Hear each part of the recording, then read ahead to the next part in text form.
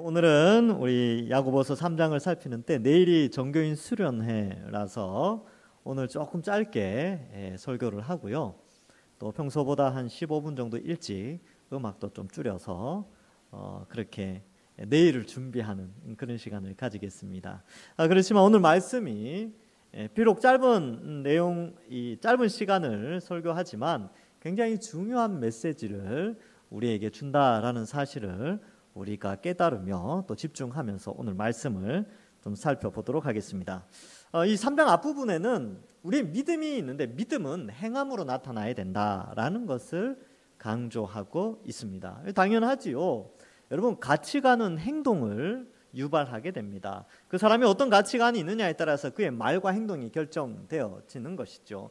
마찬가지로 믿음이 있다라고 한다면 그 있는 믿음이 눈으로 보여야 됩니다. 말로든 행동으로든 나타나게 되는 것이죠. 그래서 이 2장 뒷부분에서는 행동으로 믿음이 나타나야 된다라는 것을 말하고, 오늘 3장 1절부터 12절에는 이제 말로도 믿음이 나타나야 된다라는 것을 말씀해주고 있습니다. 이 말의 중요성을 나타내고 있지요. 그래서 1절에 시작할 때 내 형제들아 너희는 선생된 우리가 더 큰 심판을 받는 줄을 알고 선생이 많이 되지 말라, 이렇게 표현하고 있습니다. 왜 이런 표현을 썼냐면, 선생님들은 이제 어떠한 직분이냐 하면요, 말로 가르치는 사람들이에요. 그런데 앞에 2장 뒷부분에 말로 가르치는 내용이 뭐냐면 믿음의 진리를 가르치거든요. 그러면 연결해보면 믿음의 진리를 말로 가르치는데 그 사람은, 그 선생님은 그것이 행동으로 나타나야 됩니다. 말은 믿음을 이야기해놓고 믿음에 합당한 행동을 하지 않으면 어떻게 됩니까? 하나님으로부터 심판을 받게 되지요. 야, 너 말로는 그렇게 잘 해놓고 너는 왜 그렇게 해? 예를 들어서 이제 수학 선생님이 1 더하기 1은 2야 이렇게 가르쳐놓고 자기가 시험 칠 때는 1 더하기 1은 8 이렇게 쓴다는 거예요.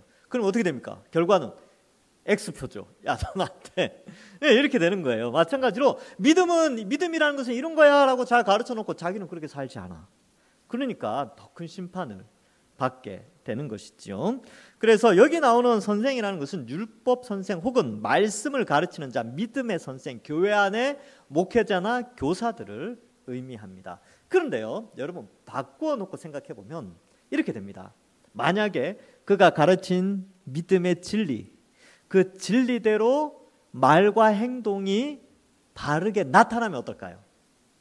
더 큰 상급을 받는다니까요. 안 지키면 더 큰 심판을 받죠. 그런데 잘 지키면 더 큰 상급을 받는다.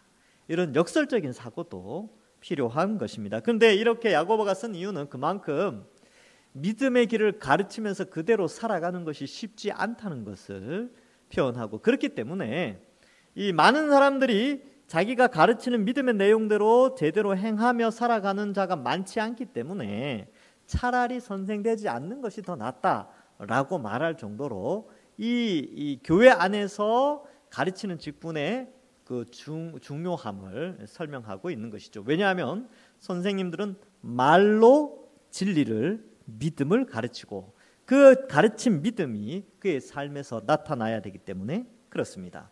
그래서 2절에 우리가 다 실수가 많으니라고 되는데, 이 실수라는 단어가 2장 10절에 보면 율법을 지키다가 그 하나를 범하면이라고 되는데, 이 범하다라는 단어와 같은 단어입니다. 그래서 우리가 사실은 온전하게 완전한 자가 누가 있겠습니까? 제가 목사지만 저는 이제 목사가 됐으니까 앞으로 죽을 때까지 죄 안 짓고 살겠습니까? 그렇지는 않겠죠. 예, 다 연약한 자들이고, 또 우리의 삶 속에서도 다 그러한 하나님의 뜻대로 살지 못하는 어느 한 부분이, 우리의 아킬레스건이 다 하나씩 있어요. 그런데 만일 말에 실수가 없는 자라면, 근데 여러 가지 그런 약점들이 있고 연약한 죄된 모습을 여전히 가지고 있음에도 불구하고 특별히 말에 실수가 없는 자는 온전한 사람이라고 인정받는다는 것입니다. 그래서 이 말에 대해서 굉장히 중요한 비중을 가르쳐주고 있습니다. 그래서 능히 온몸도 굴레를 씌울 정도로 말에 실수가 없는 자는 대단한 사람이다. 그런 것 같습니다. 여러분과 저 사이, 아니면 사람과 사람 사이에 갈등을 유발하고 혹은 사람과 사람 사이에 인정과 신뢰를 쌓아가고 또 그러한 것들의 중심에 뭐가 있냐면 말이라는 게 있어요. 상호 감정을 교환하는 수단이 바로 이 말이죠. 그만큼 이 말이라는 것은 인생을 살아가는 데 있어서 굉장히 중요한 역할을 하게 된다는 것입니다. 그래서 이 말에 대해서 우리도 한번 잘 생각해 봐야 됩니다. 내가 지금 말에 대해서 성경에서는 이렇게 말하고 언어에 대해서 중요시하고 있는데 오늘 이 밤에는 우리가 나의 언어 생활, 그리스도인으로서 구원받은 자로서 나의 언어 생활은 어떠한가를 우리가 한번 다시 점검하는 시간을 가지는 것이죠. 그리고 말에 실수가 없으면 온전한 사람이래요. 교회 안에 갈등이 일어나고 뭐 이런 거 있잖아요. 교회 안에 막 문제가 일어나고 이런 교회들이 많이 있죠. 우리 교회는 뭐 특별한 게 없는데 다른 교회들 보면 교회 안에 막 문제가 발생하고 있는데 그러한 교회들의 중심에는 말이 있어요. 말. 어떤 말을 하느냐에 따라서 편이 막 갈려지기 시작합니다. 여론이라는 것이 바로 그런 것들이죠. 말에 의하여서 부풀려지고 왜곡되어지기도 하고 변형되어져서 사람들 간의 갈등을 유발하게 되는 것이죠. 그만큼 말이라는 것은 사람을 연합시키고 힘을 주고 활력을 주기도 하지만 때로는 분열과 다툼의 원인이 되기도 합니다. 그래서 말에 실수가 없어야 된다. 말로 죄를 짓거나 하나님 사랑, 이웃 사랑의 율법을 이 말 때문에 어기지 않도록 해야 된다라는 것을 말해주고 있습니다. 그래서 몇 가지 비유를 통하여서 이걸 굉장히 강조를 해요. 말 조심해야 된다. 이것을. 그래서 3절에 보면 우리가 말들의 입에 이 말은 앞에서 말한 그 말이 아니에요. 이 말은 달리는 말입니다. 여러분 달리는 말들의 재갈을 씌우잖아요. 야생마들은 재갈이 없어요. 그냥 자기들끼리 막 놀죠. 근데 야생마를 길들일 때는 입에 재갈을 채웁니다. 그래서 이렇게 입에 해서 그걸로 조정을 하지요. 재갈을 물리는 것은 우리에게 순종하게 하려고 그 온몸을 제어하는 것이라. 그래서 말을 길들이는 사람에게 순종하도록 작은 재갈을 입에 물린다는 것이에요. 그러니까 그 재갈이 그 덩치 큰 말을 움직이는 것이죠. 여러분 말을 가까이서 본 적이 있습니까? 동물원에 가면 말이 있죠. 근데 생각보다 큽니다. 사람이 힘으로 그 손의 힘으로 그 말을 움직일 수가 없어요. 근데 재갈을 딱 물리거나 뭐 소도 마찬가지죠. 소도 코 딱 끼는 순간 사람이 한 손으로 다 조정이 가능해집니다. 그 작은 재갈 하나가 그 덩치 크고 힘센 말과 소를 움직이는 힘이 거기에 있다는 것이죠. 이 재갈과 같은 역할을 하는 것이 이 온몸을 주장하는 그 재갈과 같은 것이 바로 이 말에 있다라는 것이죠. 4절에도 보면 또 하나의 예를 들죠. 또 배를 보라, 그렇게 크고 광풍에 밀려가는 것들을 지극히 작은 키로서 사공의 뜻대로 운행한다. 배가 아무리 커도요, 그 배의 방향을 결정하는 것은 선장실에서 운행하는 거 이게 동그랗게 생긴 거 있죠, 그렇죠? 이렇게 삐쭉삐쭉 나와 있는 거, 그 키예요, 키, 방향키 뭐 이런 표현들 쓰죠. 그리고 실제로 이렇게 제가 배를 건조하거나 그쪽은 잘 몰라요. 그런데 키라고 했을 때 이렇게 움직이면서 좌회전, 우회전 뭐 이런 거 막 하더라고요. 그 작은 게. 그러니까 그 덩치 큰 배가 그 작은 키 하나로 방향을 왔다 갔다 한다는 거죠.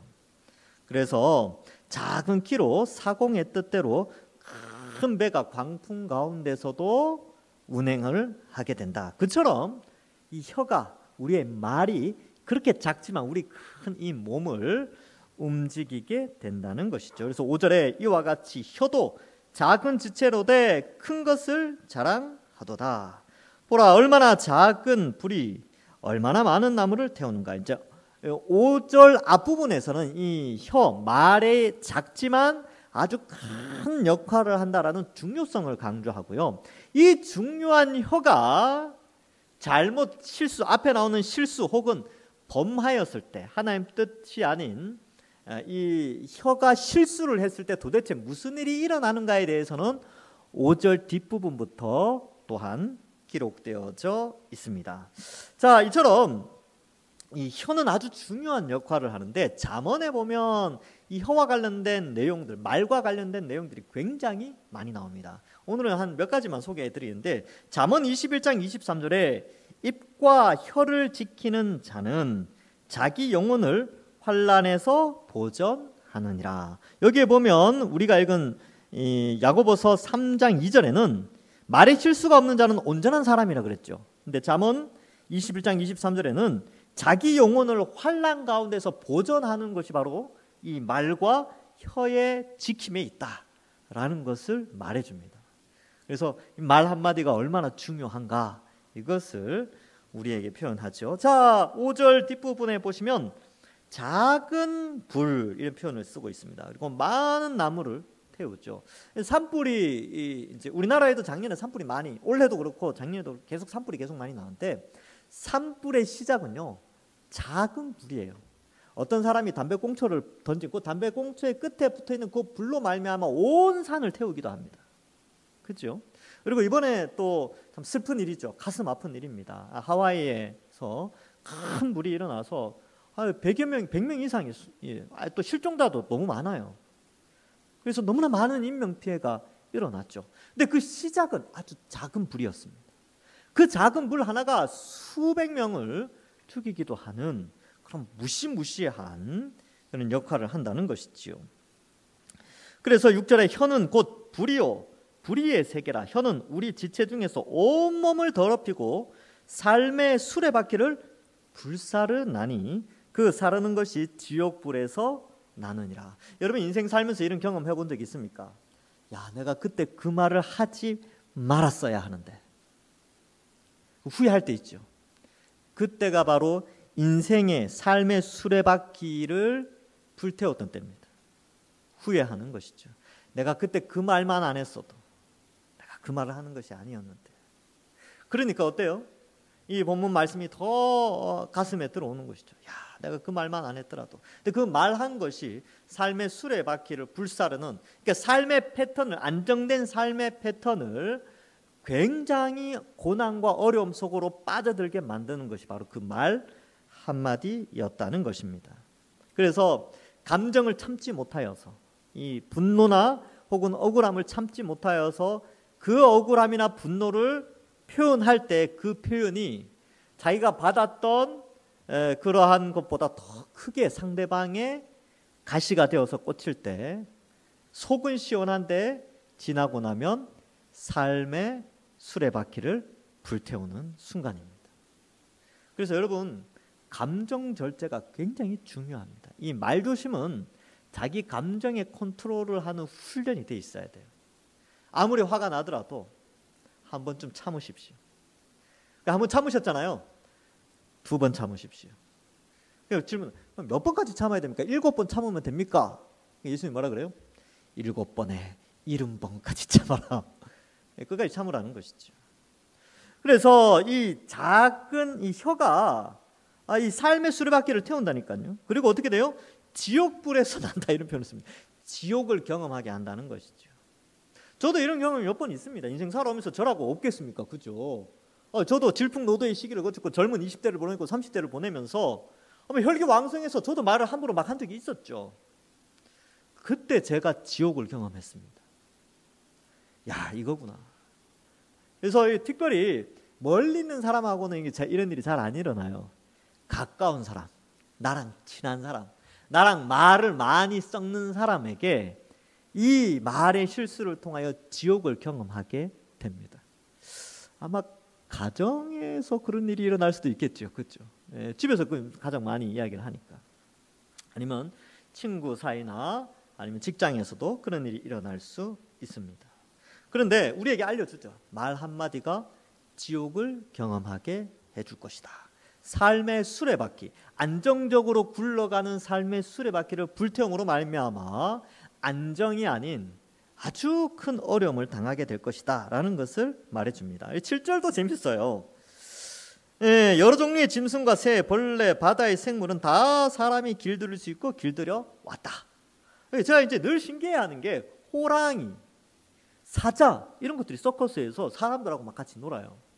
그래서 호랑이, 사자 싸우거나 막 짐승 잡아먹는 거 보면 되게 무섭거든요. 그리고 동물원 가서 호랑이 보신 적 있습니까? 정말 큽니다. 정말 커요. 그리고 먹이 먹으려고 소리를 한번 엉 지르면 그 온몸이 울려요. 서라운드 스피커, 큰 스피커로 이렇게 소리 듣는 것처럼. 호랑이 소리가 그렇더라고요. 공포감이 듭니다. 근데 서커스에서 호랑이 막 길들여요. 채찍 하나로 야! 이렇게 해서 던져주면서 제도 넘게 하고 길들인다는 것이죠. 이 동물들은요 다 길들여요. 바다 생물도 그렇죠. 돌고래 길들이잖아요. 그죠? 물개 박수 치는 거 보셨습니까? 물개 박수 치는 거 너무 귀엽지 않습니까? 그죠? 길들이면 그렇게 됩니다. 그런데 8절에 보면 혀는 능히 길들일 사람이 없나니 쉬지 아니하는 악이요 죽이는 독이 가득한 것이라. 혀는 길들여지지 않습니다. 그렇지 않나요? 그죠? 저도 그래요. 저도 어떻게 해서든 말을 조심해야지라고 하는데 이게 안 된다니까요. 그래서 뭐 나중에 이제 결론적인 이야기지만 성령 하나님이 우리 속에서 말씀을 통해 역사하지 않으면 우리의 죄된 본성은 이 혀를 길들일 수가 없어요. 이 혀를 길들이시는 분은 성령 하나님 우리 속에서 우리를 말씀을 통해서 성화의 삶을 살도록 하실 때 가능한 것입니다. 성령 하나님의 도움을 구해야죠. 자, 9절에 이것으로 우리가 주 아버지를 찬송하고 또 이것으로 하나님의 형상들을 지음받은 사람을 저주한다. 근데 이 9절 같은 경우는 사실은 이게 모순된다라는 것을 강조하고 있어요. 그러니까 이게 이제 예수님을 믿지 않는 자들은 이제 그럴 수 있는데 예수님 믿으면서 하나님 찬양한다고 하면서 돌아서서 남을 저주한다는 것은 이게 말이 안 된다. 왜 말이 안 되느냐면 10절 때문에 그렇다. 예, 그래서 찬송과 저주가 한꺼번에 나오는데 이건 마땅하지 않다. 11절에 한 예를 들죠. 샘이 한 구멍으로 어찌 단물과 쓴물을 내겠느냐 이렇게 표현하고 있습니다. 이게 이제 우리가 샘에 물을 안 길러 먹어서 그런데 저는 쓴물을 약간 맛본 적이 있어요. 왜 그 뭐 산에 뭐 옛날 지리산인가요? 어디 가면 왜 쓴물 탄산수인데 쓴물 나는 게 있어요. 뭐 근데 저는 맛이 없었어요. 근데 몸에 좋다고 사람들 많이 먹더라고요. 근데 그러한 물이 나오다 이게 이제 초정리 광천수라고 하죠. 그런 게 막 나오다가 어느 날 광천수가 잠시 멈췄다가 수돗물이 나오고 지하수가 나오다가 또 어느 날은 또 이제 광천수가 또 나오고 그러지 않는다는 거예요. 항상 그 물은 같은 물을 냅니다. 그래서 한 샘에서 맛이 다른 것을 동시에 내지 않듯이 원리가 그렇다는 거죠. 마찬가지로 우리가 한 입으로 하나님을 찬양하면서 형제를 저주할 수 없다. 하나님 사랑과 이웃 사랑이 같이 돼야 되지. 하나님 사랑한다고 하면서 이웃을 사랑하지 않는 것은 합당하지 않다라는 것을 말해주고 있습니다. 그래서 12절에 내 형제들아 어찌 무화과 나무가 감람 열매를 포도나무가 무화과를 맺겠느냐 이와 같이 짠물이 단물을 내지 못하느니라. 그래서 혀의 중요성에 대해서 이 말의 중요성 그리고 우리가 그리스도인으로서 어떤 말을 해야 될지에 대해서 가르쳐주고 있습니다. 잠언 15장 2절에는 지혜 있는 자의 혀는 지식을 선히 베풀고 미련한 자의 입은 미련한 것을 쏟느니라. 근데 어떨 때는 이날은 지혜 있다가 저날은 미련하고 그런 게 아니죠. 한 사람 안에 이 두 개의 인격이 있을 수 없습니다. 그래서 지혜 있는 자와 미련한 자는 구분되어져 있지요. 그리고 잠언 12장 18절에도 칼로 찌름같이 함부로 말하는 자가 있거니와 지혜로운 자의 혀는 양약과 같으니라 이렇게 돼 있어요. 상처받기도 하죠. 누군가에 의해서 상처를 받지만 또 누군가에 의해서 치유되기도 합니다. 말을 통하여서 양약이 되어지지요. 이처럼 이 말은 굉장히 중요하고 우리가 스스로 길들일 수 없기 때문에 우리는 하나님을 의지할 수밖에 없습니다. 도와달라고. 그래서 여러분 기도 제목이 많이 있잖아요. 기도 제목 많이 있는데 오늘은 그렇게 한번 기도해 봅시다. 하나님 내 입술에 파수꾼을 세워주셔서 하나님이 기뻐하시는 말들만 생을 살아가면서 할 수 있게 해달라고. 남에게 상처 주고 남의 심장을 찌르는 가시 같은 말보다는 부드러운 말, 양약이 되는 말, 지혜로운 말을 할 수 있는 자가 되게 해달라고 오늘 한번 기도해 보시기 바랍니다. 여러분 이런 기도는요 하나님이 안 들어줄래야 안 들어줄 수가 없어요. 네, 너무나 예쁜 기도 제목인 것이죠. 자, 그러면 이렇게 생각해 볼 수 있어요. 그럼 말 잘못하면 지옥 갑니까? 이렇게 단순하게 질문하시는 분들이 있는데 여러분 말 실수한다고 지옥 가는 건 아니죠. 단지 말 실수로 말미암아 삶이 이 불타는 수레바퀴처럼 된다는 것입니다. 지옥불을 경험하게 하니까 예수 믿는 사람들은 말을 특별히 조심해야 된다라는 것이죠. 그래서 말에 실수하는 자가 없을 수는 없지만 그 말의 결과가 굉장히 참혹한 결과를 가져오니까 조심하라. 구원받지 못한 자를 정죄하기 위해서 이 본문이 쓰여진 것이 아니라 믿는 자가 때로는 육체의 연약함 때문에 이게 죄의 영향력 아래 그 감정을 컨트롤하지 못할 때에 그 결과를 미리 생각해서 스스로 절제하도록 이 본문을 쓰고 있는 것입니다. 그래서 연약함을 회개하는 역할이 오늘 본문의 말씀이죠. 말씀을 맺습니다, 여러분. 말씀을 전하는 자와 그 메시지라고 하죠. 그 메시지와 말씀을 전하는 메신저는 말씀과 말씀을 전하는 자는 함께 갑니다. 이게 분리되지 않아요. 그래서 이 말과 그 행동, 그러니까 이 믿음이라는 것이 행동으로 나타나고 말로 나타나기 때문에 우리 그리스도인들은 믿음에 합당한 열매를 맺어가는 것이지요. 그래서 이 하루하루 우리가 성령을 의지하여서 우리 입술에 성령이 역사하여서 늘 덕스럽고 다른 사람에게 약이 되어지며 희망을 주고 특별히 생명을 살리는 말, 복음의 말, 덕스러운 말, 기독교적 성경적 가치관을 말하는 말로서 우리가 세상에서 빛과 소금을 나타내고 혹 우리의 감정이 치밀어 올라서 아주 극한 표현이 나올 그때쯤에 그 전에 오늘 말씀을 기억하면서 내 생을 살을 수 있는 실수를 하지 않도록 우리가 하나님께 도움을 구해야 합니다. 그러한 지혜로운 삶을 살고 덕스럽고 온유한 또 다른 사람에게 양약의 역할을 하며 하나님이 기뻐하시는 말씀을 전달하는 특별히 복음의 생명의 메시지를 전달하여서 하나님께 칭찬받으시는 우리 모든 주의 백성들 되시기를 주님의 이름으로 간절히 축원합니다. 기도하겠습니다. 하나님 감사합니다. 믿음이 있다면 그것이 행위로 나타나야 되고 보일 수 있어야 되며 또한 믿음이 있다면 그 말에 있어서 절제와 또 그 말이 얼마나 중요한 것인가, 사람을 살리기도 한다는 것을 우리가 생각하고 또한 그 말의 결과로 생이 불타는 지옥과 같은 경험을 한다는 것도 깨달아 말의 중요함 또 이 언행의 일치와 또한 언행이 믿음을 드러낸다는 사실을 우리가 잘 깨닫게 하여 주시니 감사합니다. 우리가 예수님 믿고 이제 말과 행동에 있어서 더욱더 성숙한 자로 우리 스스로는 길들일 수 없지만 우리 속에 계신 성령 하나님께서 말씀을 통하여 우리를 양육하시고 또 길러 주시며 더욱더 하나님 앞에서 더 세상 가운데 빛과 소금의 역할을 감당하는 저희들 되게 인도하여 주옵소서. 감사드리오며 예수님의 이름으로 기도하옵나이다. 아멘.